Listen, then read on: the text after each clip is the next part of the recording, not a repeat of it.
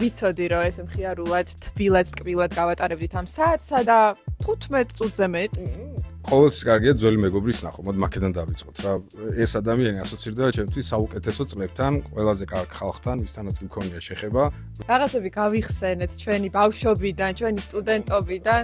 მინიმუმ ეს ვაიბი ახლა რაღაცებს აცოცხლებს ჩემში და ძალიან ნოსტალგიურიც იყო და რა თქმა უნდა ნებისმიერ პოდკასტში მიხარია მისვლა და ესეთ გემრიელ განწყობაში, ესეთ კარგ სივრცეში.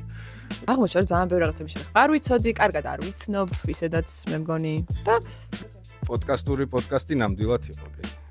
რაც ძალიან იშვიათია სამწუხაროდ. კარგი იყო. მადლობა. გამოიწერეთ თქვენცას არხი, ძალიან საკაიფო იყო.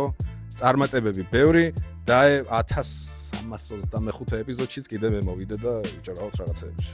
თავარია ხალხო, გამოგვიწერა. კარგად.